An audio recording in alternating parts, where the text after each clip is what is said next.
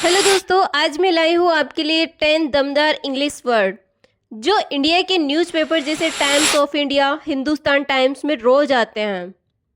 तो इन शब्दों के साथ मिलेगा प्रोनाउंसिएशन, मीनिंग, सिनोनिम्स, एंटोनिम्स और सेंटेंसेस विथ हिंदी ट्रांसलेशन और आसान भाषा में एक्सप्लेनेशन। तो चलिए शुरू करते हैं वर्ड नंबर 1 से। तो आज का हमारा पहला वर्ड है असर्टिव, जिसका हिंदी मीनिंग होता है आत्मविश्वासी और स्पष्ट बोलने वाला, और ग्रामर के पार्ट ऑफ स्पीच में एडजेक्टिव है यानी कि विशेषण है। और अब बात करते हैं इसके सिनोनिम्स की, यानी कि इसके समानार्थी वर्ड कौन कौन से हैं। तो फर्स्ट है कॉन्फिडेंट यानी कि आत्मविश्वासी, और सेकंड है बोल्ड। बोल्ड इट मीन्स नीडर। अब देखते हैं इसके एंटोनिम्स। एंटोनिम्स का मतलब होता है विलोम, यानी कि इसका उल्टा। तो इसका फर्स्ट एंटोनिम्स है साई यानी शर्मिला, सेकंड है हेजिटेट यानी संकोची। अब देखते हैं एग्जाम्पल। एग्जाम्पल है you should be more assertive in meetings, यानी कि आपको मीटिंग में ज़्यादा आत्मविश्वासी बनना चाहिए। यहाँ असर्टिव का मतलब होता है जो अपनी बात कॉन्फिडेंटली कह सके, या ना रूड हो या ना डरपोक हो। अब हम बात करते हैं सेकंड वर्ड की। सेकंड वर्ड है हमारा क्राइसिस, जिसका मीनिंग होता है गंभीर समस्या या संकट, और हमारे ये पार्ट ऑफ स्पीच में नाउन है यानी कि संज्ञा है। इसका सिनोनिम्स देखते हैं। फर्स्ट है इमरजेंसी यानी कि आपात की स्थिति, सेकंड है डिजास्टर यानी कि आपदा, और इसके एंटोनिम्स होते हैं स्टेबिलिटी यानी स्थिरता और पीस यानी कि शांति। अब एग्जाम्पल से समझते हैं। The country is facing an economic crisis, यानी कि देश एक आर्थिक संकट का सामना कर रहा है। क्राइसिस यानी कि जब हालात बिगड़ जाते हैं, जैसे बाढ़, युद्ध और मंदी होती है, तो वो होता है क्राइसिस। तो चलिए हम देखते हैं हमारा थर्ड वर्ड जो है एम्फेसाइज। एम्फेसाइज का मतलब क्या होता है? जोर देना या महत्व बताना, और ये हमारे पार्ट ऑफ स्पीच में क्या है? वर्ब यानी कि क्रिया। अब देखते हैं इसके सिनोनिम्स। सिनोनिम्स क्या क्या होते हैं? तो फर्स्ट है इसका हाईलाइट यानी उजागर करना, एंड सेकंड है स्ट्रेस यानी जोर देना। अब देखते हैं एंटोनिम्स। एंटोनिम्स होता है फर्स्ट इग्नोर यानी नज़रअंदाज करना, सेकंड ओवरलुक यानी छोड़ देना। अब देखते हैं इसके एग्जाम्पल। इसका एग्जाम्पल है teachers emphasize the importance of reading, यानी अध्यापक पढ़ाई के महत्व पर जोर देते हैं। एम्फेसाइज का मतलब क्या हुआ? जब आप किसी चीज़ को बार बार बोले ताकि लोग उसे सीरियसली ले, तो वो होता है एम्फेसाइज। अब चलते हैं हमारे नेक्स्ट वर्ड की ओर। तो हमारा नेक्स्ट वर्ड है वायबल, यानी कि जो संभव हो या काम करने लायक हो। ये हमारे पार्ट ऑफ स्पीच में क्या है? एडजेक्टिव है। अब देखते हैं इसके सिनोनिम्स। फर्स्ट सिनोनिम है फिजेबल यानी कि संभव, सेकंड है प्रैक्टिकल यानी कि व्यवहारिक। इसी प्रकार अब देखते हैं एंटोनिम्स, जिसमें फर्स्ट है इम्पॉसिबल यानी असंभव, एंड सेकंड है अनवर्केबल यानी जो काम ना करे। अब देखते हैं एग्जाम्पल। एग्जाम्पल है we need a viable solution to this problem, हमें इस समस्या का व्यवहारिक समाधान चाहिए। वायबल का मतलब होता है कि ऐसा प्लान जो हकीकत में काम कर सके। अब देखते हैं हमारा नेक्स्ट वर्ड। नेक्स्ट वर्ड है एडवोकेट, यानी कि समर्थन करना या पक्ष लेना। ये हमारे पार्ट ऑफ स्पीच में क्या है? नाउन है। अब देखते हैं इसके सिनोनिम्स कौन कौन से होते हैं। सिनोनिम्स है सपोर्ट यानी समर्थन करना, एक होता है प्रमोट यानी प्रचार करना।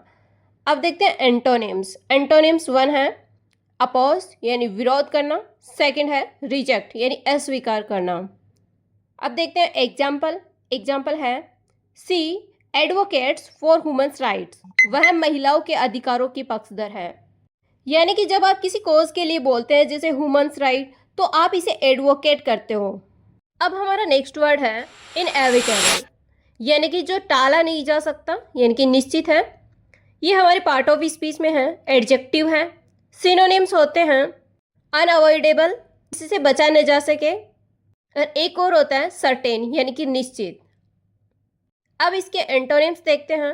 अवॉइडेबल यानी जिससे बचा जा सके, और एक होता है प्रिवेंटेबल यानी रोकने योग्य। जैसे एग्जाम्पल से समझते हैं, change is inevitable in life, जिंदगी में बदलाव निश्चित है। यानी कि जो होकर रहेगा चाहे हम चाहे या नहीं, वही होता है इनएविटेबल। तो आज का हमारा नेक्स्ट वर्ड है स्क्रूटिनी, यानी कि बारीकी से जांच करना। ये हमारे पार्ट ऑफ स्पीच में नाउन है। अब देखते हैं इसके सिनोनिम्स क्या क्या होते हैं। इसका फर्स्ट सिनोनिम्स है इंस्पेक्शन यानी जांच, सेकंड होता है एनालिसिस यानी विश्लेषण करना। अब देखते हैं इसके एंटोनिम्स। एंटोनिम्स क्या क्या होते हैं। तो फर्स्ट होता है इसका नेग्लेक्ट यानी नज़रअंदाज करना, सेकंड होता है ग्लैंस यानी कि सरसरी नज़र। अब एग्जाम्पल से समझते हैं, the project is under government scrutiny, यानी कि प्रोजेक्ट की सरकार द्वारा गहन जांच चल रही है। स्क्रूटिनी का मतलब होता है माइक्रोस्कोप से देखना या हर चीज को गहराई से जांचना। अब देखते हैं हमारा नेक्स्ट वर्ड। नेक्स्ट वर्ड है डिटीरियोरेट, यानी कि बिगड़ना या खराब हो जाना।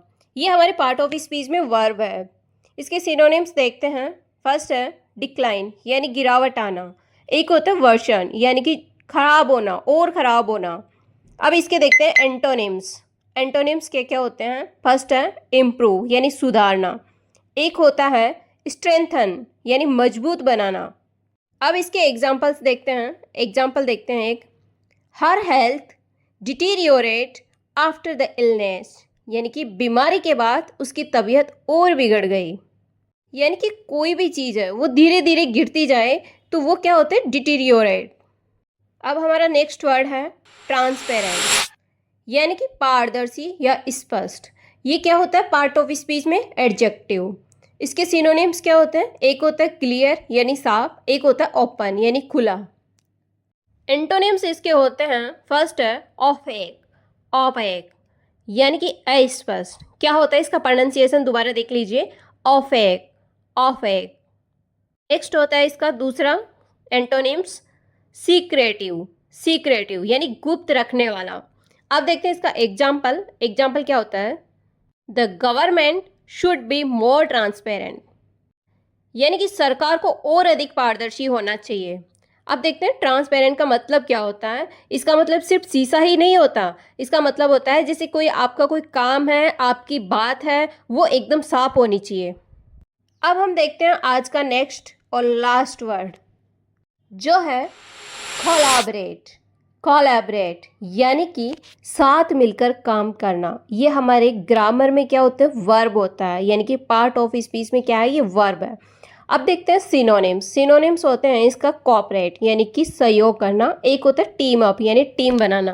अब देखते हैं इसके एंटोनिम्स। एंटोनिम्स क्या क्या होते हैं। फर्स्ट है कम्पीट, कम्पीट यानी कि प्रतिस्पर्धा करना, एक होता है अपोज यानी विरोध करना। अब देखते हैं इसके एग्जाम्पल। एक एग्जाम्पल देखते हैं, we are collaborating on a new project, यानी हम एक नए प्रोजेक्ट पर मिलकर काम कर रहे हैं। यानी कि कोलैब आपने सुना होगा, वहीं से लिया गया है कोलैबोरेट, उसको बोलते हैं कोलैबोरेट। तो दोस्तों ये थे 10 न्यूज़पेपर इंग्लिश वर्ड। तो इन वर्ड से आपकी वोकैब भी मजबूत होगी और पर्सनालिटी भी। और अगर आपको ये वीडियो पसंद आया तो लाइक करो, शेयर करो और यूट्यूब पे सबको दिखाओ कि आप कितने रिजिलियंट हैं। और अगली बार कौन सा वर्ड सीरीज चाहिए कमेंट में बताना मत भूलना। Thank you guys.